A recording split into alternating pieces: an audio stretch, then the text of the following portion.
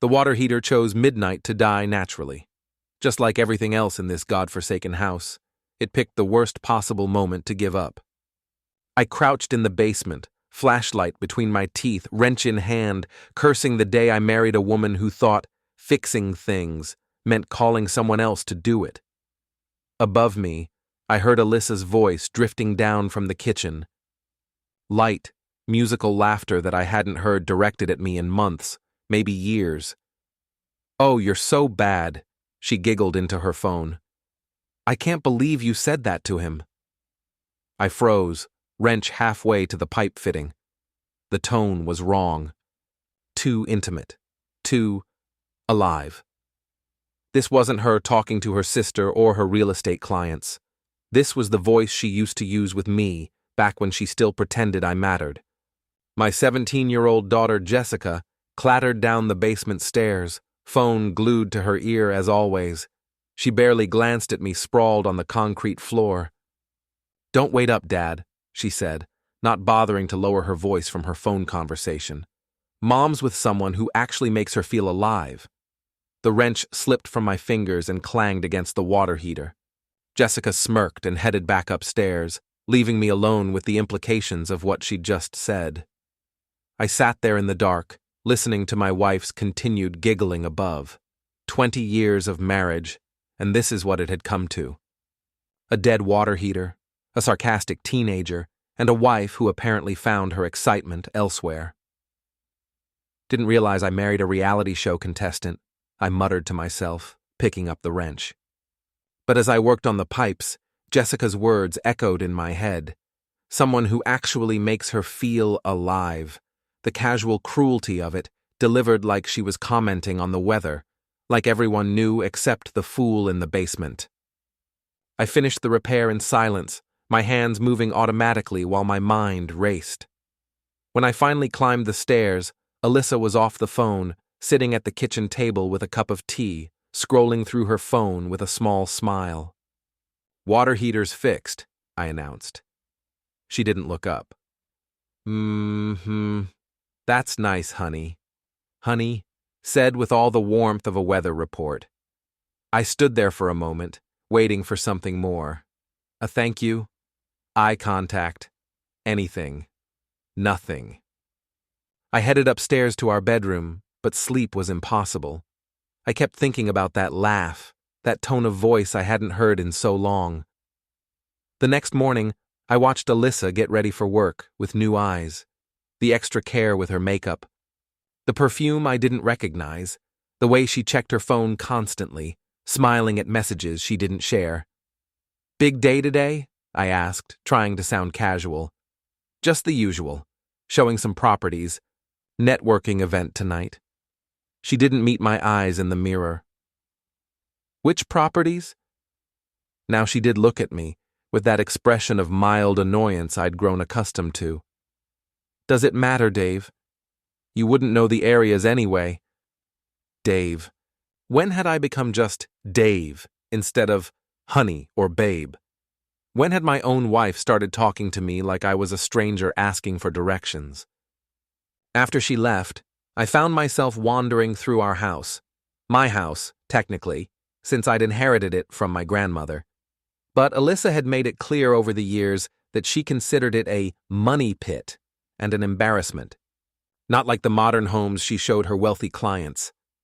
The house sat on Maple Street in Millfield, Massachusetts, a town that had seen better days. The textile mill that once employed half the population had closed 15 years ago, leaving behind empty storefronts and a population that couldn't quite figure out what came next. I ran a home renovation business, which meant I spent my days trying to fix other people's problems while my own life fell apart.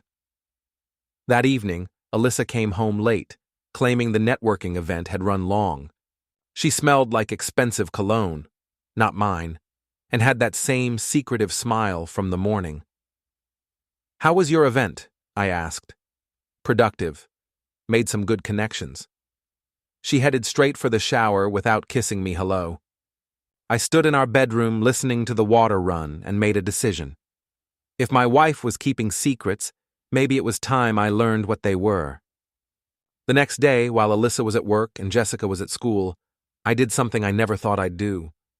I searched our house. Not for evidence of an affair, I wasn't ready to face that yet, but for clues about who my wife had become when I wasn't looking. I found the burner phone in her jewelry box, tucked behind a velvet ring holder. A cheap flip phone that definitely wasn't her iPhone. My hands shook as I opened it. The text messages told the whole story. Can't wait to see you tonight, beautiful. Same place as last week. You looked incredible in that red dress. Couldn't stop thinking about you. Your husband has no idea what he's missing. The contact was saved simply as T. I scrolled through weeks of messages, each one a knife in my chest. But it was the photos that really destroyed me. Selfies of my wife in a car I didn't recognize. My wife in lingerie I'd never seen. My wife looking happy in a way I couldn't remember her looking with me. The most recent message was from yesterday. Lakeside Motel, room 12, 7 p.m. Can't wait to have you all to myself again. I sat on our bed, holding the phone, feeling something die inside me. But alongside the pain, something else was growing. Something cold and calculating. If Alyssa wanted to play games, I could play games too. That night, I told her I was going to Mickey's gym for a late workout. Mickey O'Brien had been training fighters for 40 years in a converted warehouse on the wrong side of town. The gym was my sanctuary, the one place where things still made sense. You hit the bag didn't hit back. Simple. But instead of going to Mickey's, I drove to the Lakeside Motel. The Lakeside Motel was exactly the kind of place you'd expect for a cheap affair. Peeling paint, flickering neon sign, and the kind of parking lot where people minded their own business. I parked across the street and waited. At 7:15, a black Range Rover pulled into the lot. Even in the dim light, I could see it was pristine, expensive. The kind of car that screamed success in a town where most people drove 10-year-old pickups. My wife got out of her Honda and walked to the Range Rover. The driver's door opened and out stepped a man I recognized. Trent Blackwood, owner of Blackwood Auto, the biggest car dealership in the county. 30-something, perfectly styled hair, the kind of smile that belonged in a toothpaste commercial. I watched him embrace my wife, his hands lingering on her body in ways that made my vision blur with rage. They walked to room 12 together, his arm around her waist, her head on his shoulder. For 20 minutes, I sat in my truck, gripping the steering wheel so hard my knuckles went white. Then I got out and walked to the Range Rover. I'd brought a key from my toolbox, not to steal anything, just to leave a message. I carved LIAR into the driver's side door, taking my time with each letter. Then I found a used condom in the motel dumpster and placed it carefully on his windshield. I took a photo of my handiwork and sent it to the burner phone with a simple message. Smile, you're on camera. Then I drove home and waited. Alyssa returned 2 hours later, checking her phone constantly. When she saw the message, her face went white. Everything okay? I asked innocently. Fine. Just work stuff. But her voice was tight, controlled. The next morning, I found my truck windshield smashed. Spiderweb cracks across the entire surface, with a note tucked under the wiper. 2 can play this game. When I came inside, Alyssa was making coffee, humming softly. Looks like someone vandalized your truck, she said without turning around. Maybe you should take better care of your things, Dave. This neighborhood's getting rough.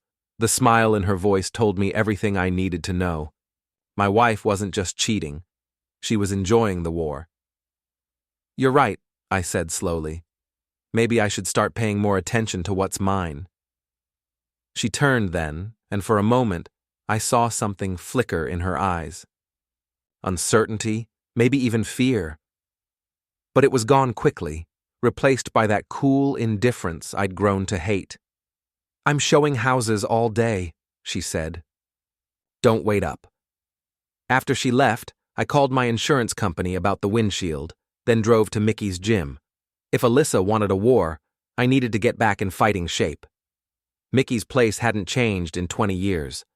Concrete floors, heavy bags hanging from chains, the smell of sweat and determination.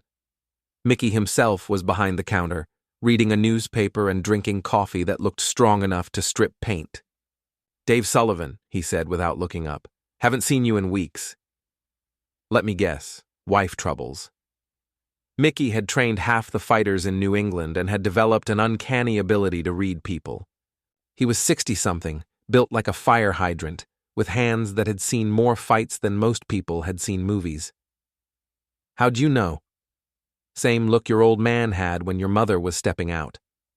Right before he started coming in here every night, hitting the bags like they owed him money." I stopped wrapping my hands. My mother was cheating. "Son, in this town, everybody knows everybody's business. The trick is knowing what to do about it." Mickey finally looked up from his paper. "Question is, what are you going to do about yours?" "I don't know what you're talking about." Mickey snorted. Trent Blackwood's been bragging about his married conquest to anyone who'll listen. Half the town knows he's screwing around with some realtor's wife. Other half knows that realtor's wife is Alyssa Sullivan. The heavy bag took a beating that day. With each punch, I imagined Trent's smug face, Alyssa's secretive smile, Jessica's casual cruelty. By the time I finished, my knuckles were raw and my mind was clear. "Feel better?" Mickey asked as I unwrapped my hands. "Getting there." "Good. But remember, the best revenge isn't getting mad. It's getting smart." That evening, Jessica came home from school with an announcement.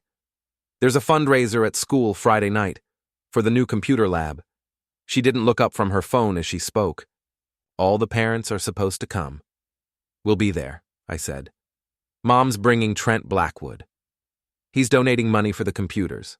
The casual way she said it hit me like a physical blow. Not only was my wife parading her lover around town, but my own daughter was helping. "Trent Blackwood?" I kept my voice level. "How does Mom know him?" Jessica finally looked up, and I saw something ugly in her expression. Satisfaction, maybe. Like she enjoyed watching me squirm. "He's been helping her with some real estate deals. Big ones. He says Mom's the smartest agent in the county." She paused, then added, "He says she deserves better than this old house and a husband who fixes other people's toilets for a living." "He said that to you?" "He says a lot of things. He's taking us to Boston next weekend, shopping on Newbury Street. Mom says I can get whatever I want." I stared at my daughter, this stranger who looked like the little girl I used to read bedtime stories to. When had she become so cruel? When had I become the enemy in my own family? "That sounds nice," I managed. "It will be. Finally, someone who can give us the life we deserve." Friday night came too quickly. The school fundraiser was held in the gymnasium, with folding tables covered in white tablecloths and a makeshift stage where the principal would thank the donors. I arrived alone, wearing my best shirt and the tie Alyssa had bought me for Christmas 3 years ago. Alyssa was already there, standing near the stage with Trent Blackwood. She wore a red dress I'd never seen before, probably the one from the photos on the burner phone. Trent had his hand on the small of her back, and they were laughing with other parents like they were the golden couple. I got a beer from the cash bar and found a spot along the wall where I could watch. Several people nodded at me, but no one came over to talk. In a town like Millfield, taking sides was a survival skill, and apparently I was on the losing side. The principal called for attention and began thanking the donors. When he got to Trent, the applause was enthusiastic. Trent took the microphone with practiced ease. "I'm happy to support our kids' education," he said, his voice carrying easily across the room. "And I have to thank Alyssa Sullivan for bringing this opportunity to my attention. She's not just the best realtor in the county, she's someone who really cares about our community's future." More applause. Alyssa beamed, and Trent's hand found hers. In front of the entire school community, my wife was holding hands with another man. I finished my beer and walked over to them. Trent Blackwood, I said, extending my hand. Dave Sullivan. I don't think we've been properly introduced. Trent's smile faltered for just a moment, but he shook my hand. His grip was firm, practiced, the handshake of a man who made his living convincing people to trust him. Dave! I've heard so much about you. Alyssa tells me you're in renovation? That's right. I fix things that are broken.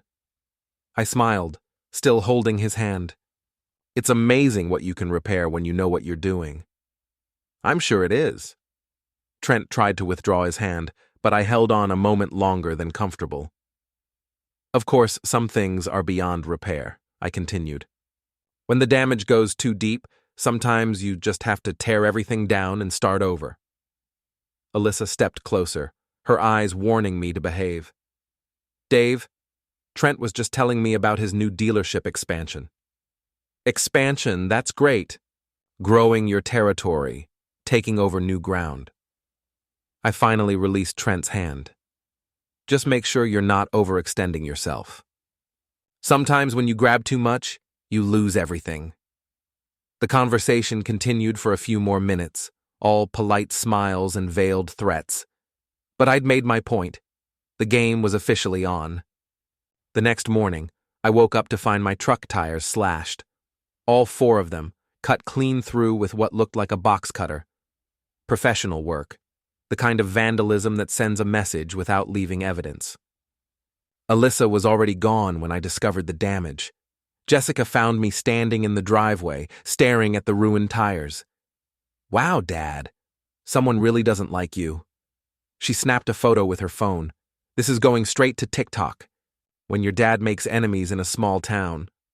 Don't post that. Why not? It's hilarious. Maybe if you weren't such a loser, people wouldn't want to mess with you. I grabbed her phone before she could hit send. I said, don't post it. For a moment, Jessica looked genuinely surprised. I'd never taken anything away from her before, never raised my voice. But something in my expression must have warned her not to push. Fine. Whatever. But you can't stop people from talking. She was right about that. By the time I got the truck towed and called in sick to work, half the neighborhood had seen the damage. Mrs. Paxton from next door came over with coffee and sympathy. Such a shame, she said, shaking her gray head. This used to be such a nice neighborhood, but with all the gossip going around. What gossip? Mrs. Paxton looked uncomfortable.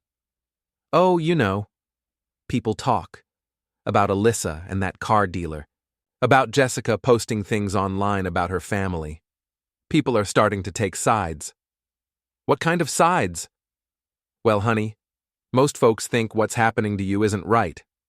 But Trent Blackwood has money, and money talks in this town. Some people figure it's better to stay on his good side. That afternoon, I drove my rental car to Mickey's gym. I needed to hit something, and I needed advice from someone who understood how fights really worked. Mickey took one look at me and shook his head. They escalated. 4 tires, professional job. That's Trent's style. He doesn't get his hands dirty, but he knows people who do. Mickey led me to the heavy bags. Question is, what are you going to do about it? I don't know. Call the police and tell them what? You got no proof. Meanwhile, your wife's boyfriend has half the town thinking you're the problem. I started hitting the bag, working out my frustration with each punch. Mickey held the bag steady, letting me work. You know what your problem is? He said, after I'd been going for 10 minutes. You're still playing by the rules, but they threw out the rule book the minute your wife started screwing around. So what do you suggest? Information. In a small town, information is power. You need to know everything about Trent Blackwood, his business, his debts, his secrets. And you need to know what your wife's really up to. How do I do that? Mickey grinned, and for the first time in weeks, I felt hope. Leave that to me. I know people. That evening, Alyssa came home with Chinese takeout and an apology. I heard about your truck, she said, setting the food on the kitchen table. That's terrible.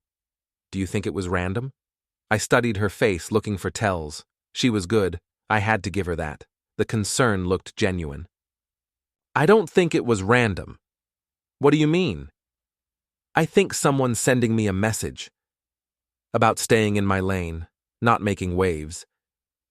Alyssa's expression didn't change, but I caught the slight tightening around her eyes. That's paranoid, Dave. Who would do something like that? Someone who doesn't want me asking questions about what my family's been up to. Now the mask slipped a little. What's that supposed to mean? It means I know about the burner phone, Alyssa. I know about the Lakeside Motel. I know about Trent Blackwood. For a long moment, we stared at each other across the kitchen table. 20 years of marriage, and it had come to this. Two people who'd become strangers, circling each other like fighters looking for an opening. I don't know what you think you know, she said finally. But you're making a mistake if you think you can threaten me. I'm not threatening anyone. I'm just saying that if someone wants to play games, I can play games too. Alyssa stood up, leaving the Chinese food untouched. Be very careful, Dave. You might not like how this ends. After she left the room, I sat alone with the cooling takeout, thinking about Mickey's advice. Information was power, and I was tired of being powerless. The next day, Mickey came through with his first intelligence report. We met at a diner on the outskirts of town, away from prying eyes. Your boy Trent's got problems, Mickey said, sliding a manila folder across the table. His dealership's leveraged to the hilt. He owes money to some very unfriendly people in Boston. I opened the folder and found financial documents, photographs, and what looked like surveillance reports. How did you get all this? I told you, I know people. Point is, Trent Blackwood isn't the success story he pretends to be. He's desperate for money, which is probably why he's sniffing around your wife. What do you mean? Think about it. Your wife's a realtor. She has access to property information, wealthy clients, investment opportunities. Maybe this affair isn't just about sex. I studied the documents more carefully. Trent's dealership had been losing money for 2 years. He had gambling debts, a cocaine habit, and a reputation for cutting corners on deals. There's more, Mickey said. Your wife's been feeding him inside information on property deals, helping him get first crack at foreclosures, estate sales, commercial properties. It's probably illegal, definitely unethical. Can you prove it? Working on it. But here's the thing. If they're running scams together, that makes your wife a criminal, not just a cheater. I closed the folder, my mind racing. If Alyssa was helping Trent with illegal deals, I had leverage. Real leverage. What do you want me to do with this? Nothing yet. We need more proof, more details. But Dave? Mickey leaned forward. When the time comes to move, you better be ready to go all the way. Because once you start this fight, there's no backing down. That weekend, Alyssa and Jessica went to Boston with Trent, just as promised. They left Saturday morning, with Jessica posting Instagram stories from Newbury Street and expensive restaurants. My daughter looked happier than I'd seen her in months, laughing and posing with shopping bags while Trent played the generous benefactor. I spent the weekend alone, planning my next move. By Sunday night, I knew exactly what I was going to do. The war was about to begin in earnest. Monday morning brought unexpected visitors. I was having coffee and reviewing Mickey's intelligence files when the doorbell rang. Through the window, I saw Ray Martinez, my business partner, standing on the porch with 2 other men I didn't recognize. Ray and I had been running Sullivan and Martinez home renovation for 8 years. He was a good guy, reliable, and one of the few people in town I still considered a friend. But the expression on his face when I opened the door told me that was about to change. Ray, what's going on? We need to talk, Dave. His voice was formal, uncomfortable. Can we come in? The 2 men with him looked like they'd rather be anywhere else. I recognized them from around town. Jim Kowalski, who ran the hardware store, and Pete Chen, who owned the local auto shop where I got my truck serviced. Sure, come in. We sat in my living room, the tension thick enough to cut. Ray cleared his throat and pulled out a folder.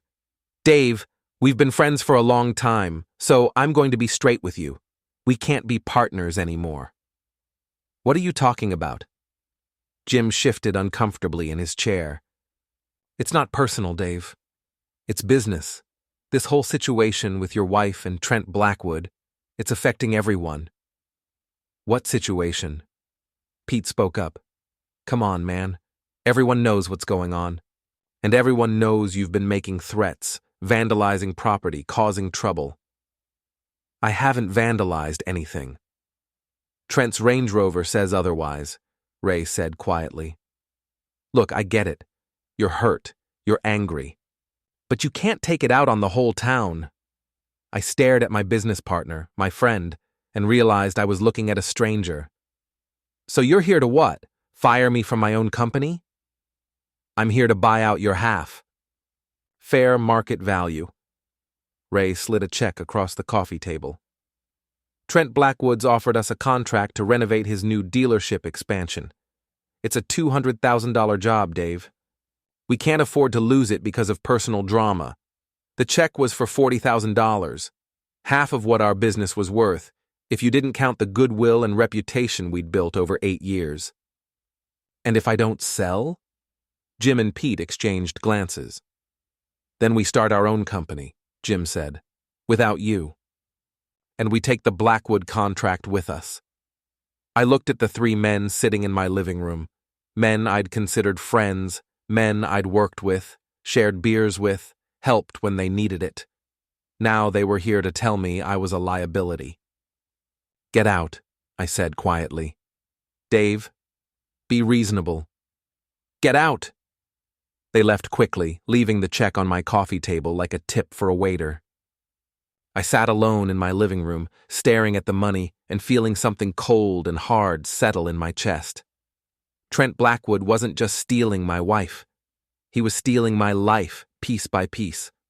My friends, my business, my reputation in the community I'd lived in my entire life. That afternoon, I drove to the high school to pick up Jessica. She usually took the bus, but I wanted to talk to her, to see if there was anything left of my daughter in the stranger she'd become.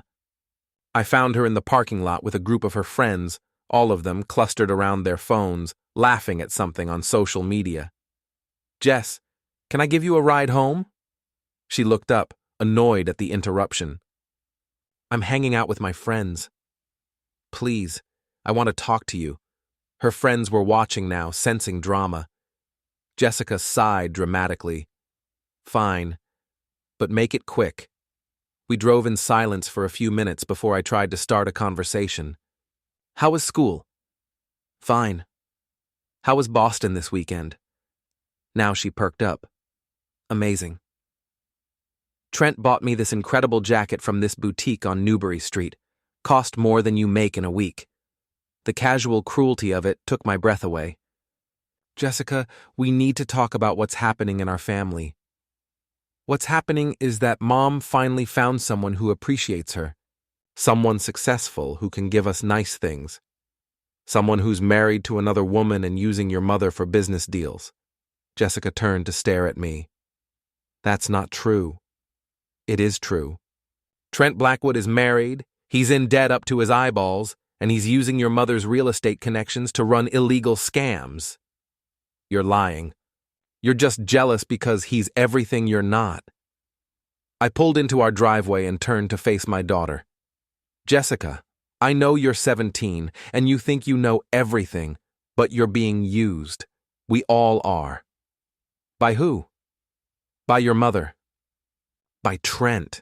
They're playing games with people's lives and they don't care who gets hurt. Jessica got out of the car and slammed the door. You know what, Dad? I hope they destroy you. Because you deserve it.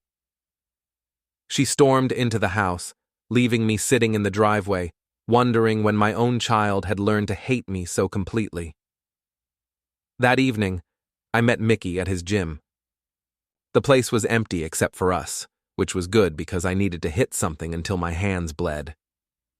Heard about Ray and the boys, Mickey said, holding the heavy bag steady. Word travels fast in this town. Trent's buying everyone off. My business, my friends, My own daughter. That's what bullies do. They isolate you, make you feel like you're alone against the world. I stopped punching and leaned against the bag, breathing hard. Maybe I am alone. No, you're not. Mickey walked over to his desk and picked up a thick manila envelope. Because I got something that's going to change everything. He handed me the envelope. Inside were photographs, bank records, and what looked like surveillance footage printed on paper. What am I looking at? Evidence. Real, solid, courtroom-ready evidence that your wife and Trent Blackwood have been running a real estate scam for 6 months. Insider trading, bid rigging, fraud, the works. I studied the documents, bank transfers between Trent and Alyssa, photos of them meeting with clients and exchanging envelopes of cash, records of property deals that had been manipulated to benefit Trent's investments. How did you get all this? I told you. I know people. But Dave, this is serious stuff. We're talking federal crimes. If you use this information, there's no going back. What do you mean? I mean, your wife could go to prison. Trent, too. Your daughter would find out her mother's a criminal. Your whole family would be destroyed. I stared at the evidence, feeling the weight of the decision in my hands. I could destroy them both, but the collateral damage would be enormous. There's something else, Mickey said quietly. Something about Jessica. What about her? She's not just posting mean stuff about you on social media. She's been feeding information to Elena Rodriguez. You know, that gossip blogger who runs the Town Drama Instagram account. Jessica's been telling Elena family secrets, embarrassing stories about you, details about your marriage problems. Why would she do that? Because Elena's paying her. $20 for every story that gets good engagement. Your own daughter's been selling you out for social media money. I closed my eyes, feeling the last piece of my heart break. My wife was a criminal. My business partner had betrayed me. My friends had abandoned me. And my daughter was literally profiting from my humiliation. Mickey, I need you to do something for me. What? I need you to set up a meeting with Elena Rodriguez. Tell her I have a story that'll break the internet. Mickey grinned. Now you're thinking like a fighter. And Mickey? When I'm done with them, I want them to know it was me. I want them to know exactly who they messed with. The gloves were coming off. It was time to show my family what happened when you pushed Dave Sullivan too far. Elena Rodriguez ran her gossip operation out of a coffee shop on Main Street, surrounded by laptops, phones, and the kind of dramatic energy that fed on other people's misery. She was 40-something, with perfectly styled hair and the predatory smile of someone who made her living, destroying reputations. When I walked into the coffee shop Tuesday morning, she was already waiting in a corner booth, recording equipment spread across the table like a war room. Dave Sullivan, she said, gesturing for me to sit down. I have to admit, I'm surprised. After everything your daughters told me about you, I figured you'd be too broken down to fight back. Jessica's been talking to you. Honey, Jessica's been my best source for months. $20 a story, and that girl has stories. Did you know she filmed you crying in the basement last month? Got 50,000 views? The betrayal hit me like a physical blow, but I kept my expression neutral. Well, today I'm here to give you the biggest story of your career. Elena's eyes lit up. I'm listening. I slid Mickey's envelope across the table. Everything you need to know about Alyssa Sullivan and Trent Blackwood's criminal enterprise. Bank records, photos, witness statements, enough to put them both in federal prison. Elena opened the envelope and whistled softly as she flipped through the documents. Wow. This is serious stuff, Dave. You realize if I publish this, it'll destroy them both? That's the idea. And your daughter? She'll find out her mother's a criminal. My daughter sold me out for $20 in social media likes. She made her choice. Elena was already typing on her laptop, her fingers flying across the keys. I can have this live in an hour, Full expose, all the evidence, everything. But I need to ask, are you sure you want to do this? Once it's out there, there's no taking it back. I thought about the slashed tires, the lost business, the friends who'd abandoned me, the daughter who'd betrayed me, the wife who'd turned my life into a joke. Publish it. What about the headline? I smiled for the first time in weeks. How about The Last Laugh? How a small-town wife and her lover scammed everyone, including her husband. Elena grinned back. I like it. Give me 2 hours, and this whole town will know the truth. While Elena worked on the story, I drove to the bank and withdrew every penny from our joint accounts, money that was legally mine since I'd earned most of it. Then I went to the phone store and bought a new phone with a new number. If my family wanted to play dirty, I could play dirty too. At exactly noon, Elena's story went live on her blog and social media accounts. Within minutes, it was being shared across Facebook, Instagram, and Twitter. The evidence was damning. Photos of Alyssa and Trent exchanging cash with clients, bank records showing illegal transfers, documentation of bid rigging and fraud. But Elena had done more than just report the facts. She'd turned it into a narrative about betrayal, greed, and small-town corruption.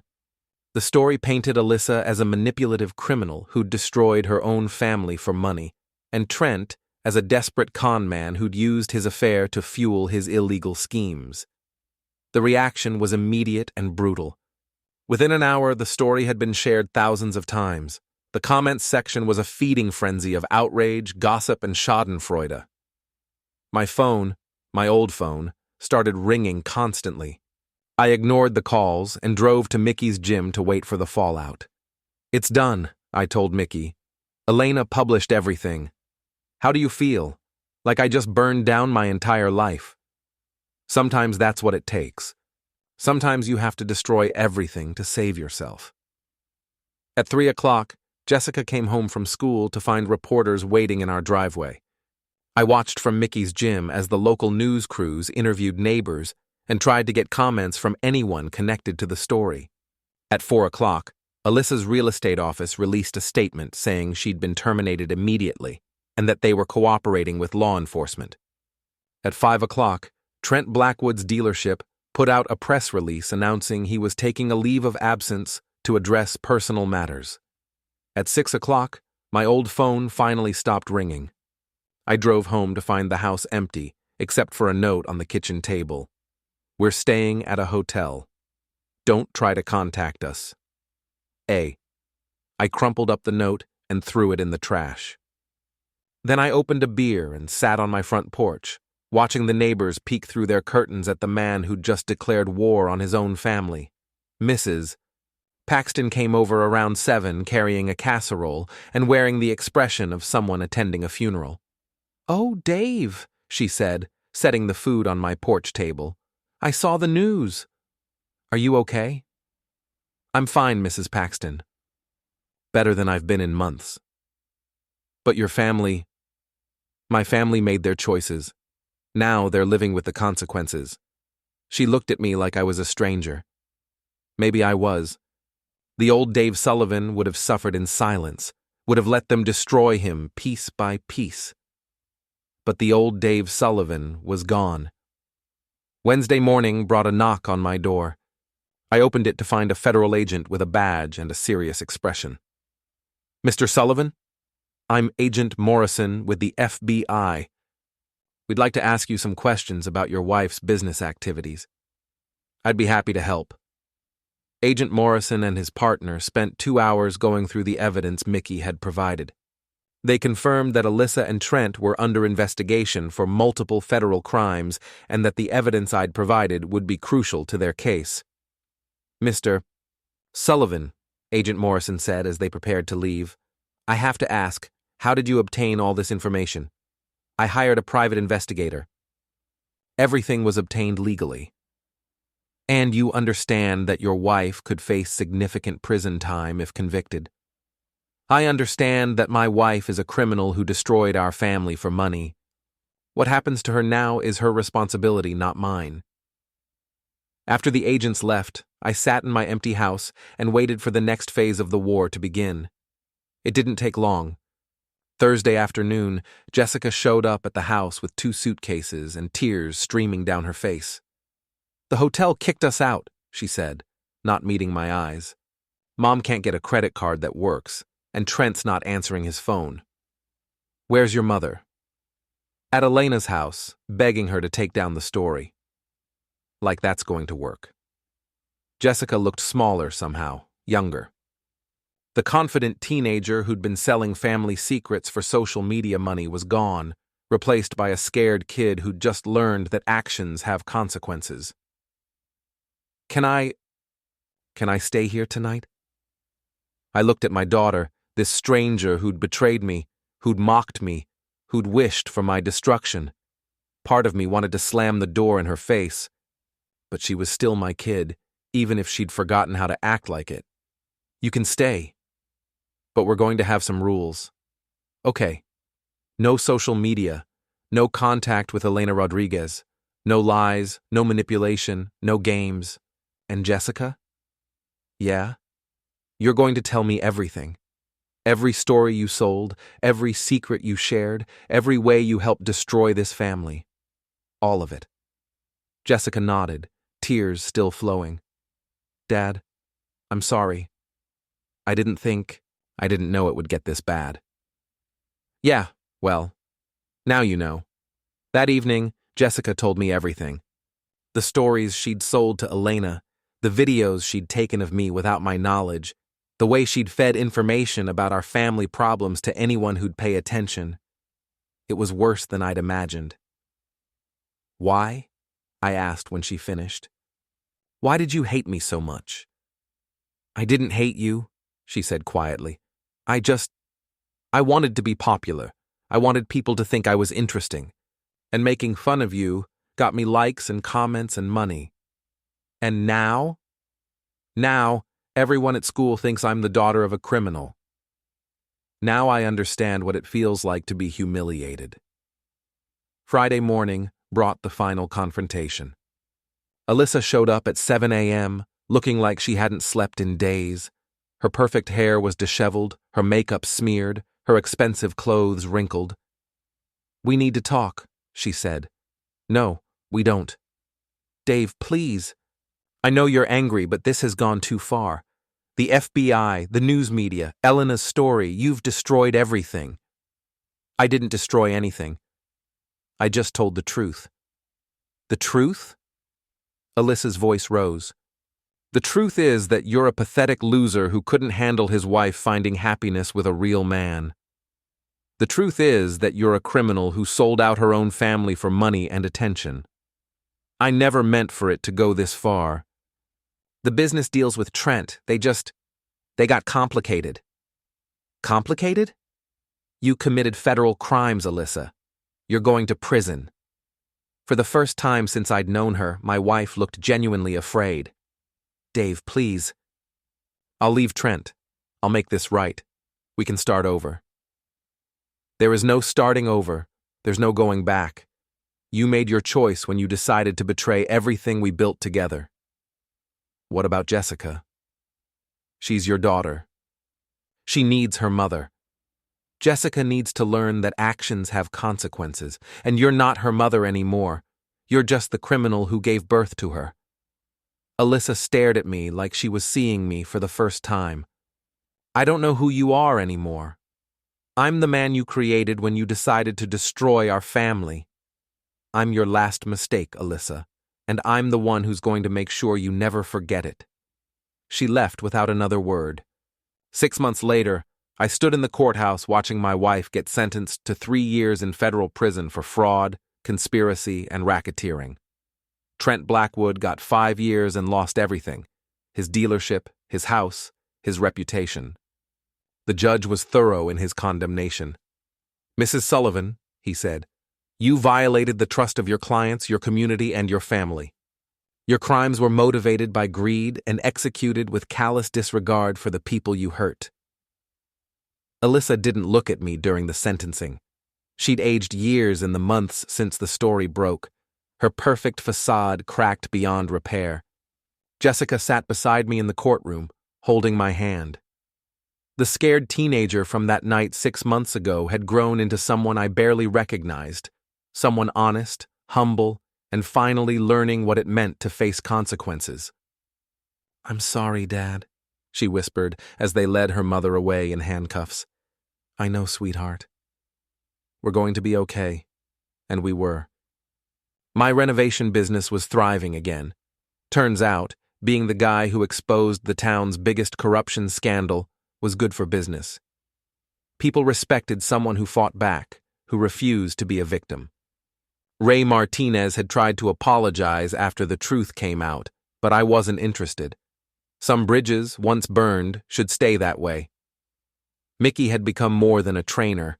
He was the closest thing I had to family besides Jessica. The old fighter had taught me the most important lesson of all. Sometimes you have to lose everything to find out who you really are. Elena Rodriguez had tried to spin the story as her own investigation, but everyone knew the truth.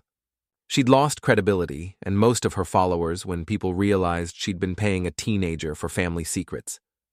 The house on Maple Street was quiet now, but it was a good quiet. Jessica and I had learned to talk to each other, really talk, without the poison of lies and manipulation. She was working part-time at Mickey's gym, learning that respect had to be earned, not bought. On the anniversary of the day Elena's story went live, I sat on my front porch with a beer, watching the sunset over Millfield. Mrs. Paxton waved from her yard, and I waved back. The neighbors had stopped whispering behind their curtains months ago. My phone buzzed with a text from an unknown number. "You destroyed my life. I hope you're happy." I recognized the bitter tone, even in a text message. Alyssa, probably using a contraband phone in prison. I typed back, "I didn't destroy your life. I just stopped letting you destroy mine." Then I blocked the number and deleted the conversation.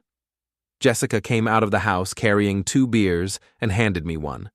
At 18 now, she was legally allowed to drink, though she rarely did. Prison had taught her mother about consequences. Watching her mother go to prison had taught Jessica about choices. "Dad," she said, settling into the chair beside me, "do you ever regret it? Everything that happened?" I thought about the question seriously.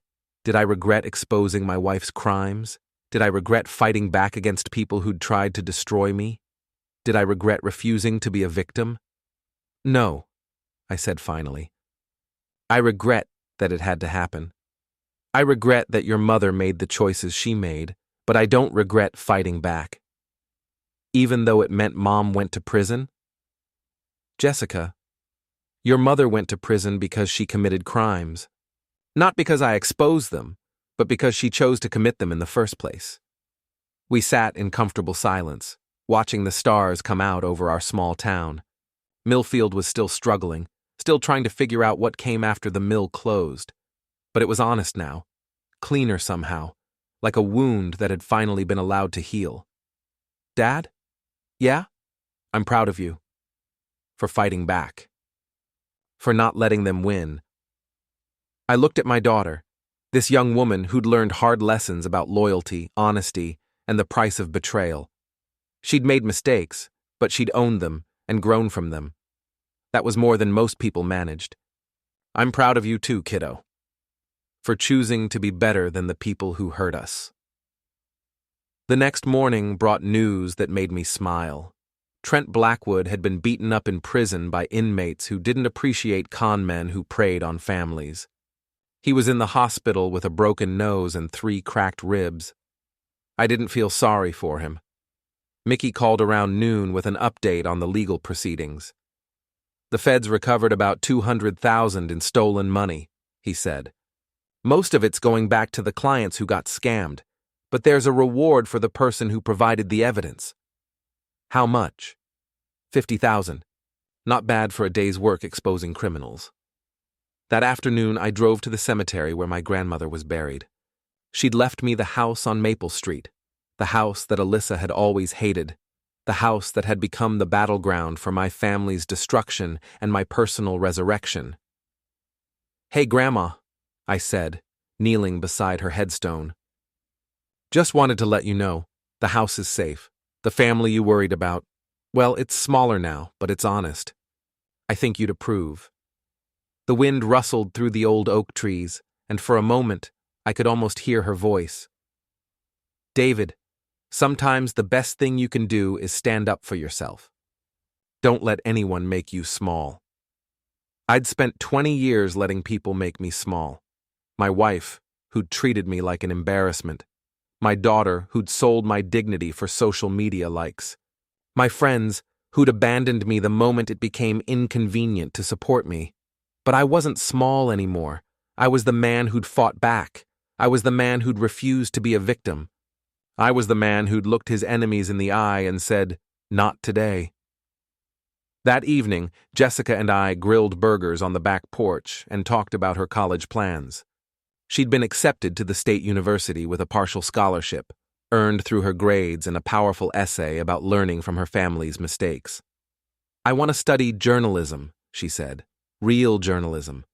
Not the gossip blog stuff Elena does, but actual investigation and truth-telling." That's a good goal. I figure, after everything that happened, I understand how important it is to tell the truth, even when it's hard, even when it hurts people you love. As the sun set over Millfield, I thought about the last year and everything that had changed. My wife was in prison. My former business partner was struggling without the skills I'd brought to our company. The friends who'd abandoned me were dealing with the social consequences of backing the wrong horse. And me? I was free. Free from lies, free from manipulation, free from people who'd tried to make me smaller than I was. My phone buzzed with a text from Mickey. "Fight night at the gym tomorrow. You should come. Time to show everyone what a real winner looks like." I texted back, "I'll be there." Jessica looked over at me. "Everything okay?" "Everything's perfect, kiddo. For the first time in years, everything's exactly the way it should be." Later that night, I stood in my bedroom now, not ours, and looked at the framed photo on my dresser. It was a picture of Jessica and me from her high school graduation, both of us smiling, both of us proud. Real smiles, not the fake ones we'd worn when Alyssa was around. I'd won. Not just the legal battle, not just the public relations war, but the fight for my own soul. I'd refused to be destroyed by people who didn't deserve my loyalty, and I'd come out stronger. Tomorrow would bring new challenges, new opportunities, new chances to prove that Dave Sullivan wasn't a man you could push around. But tonight, I was content to sit in my quiet house, in my honest life, surrounded by the peace that comes from finally telling the truth. The last laugh, as it turned out, was mine.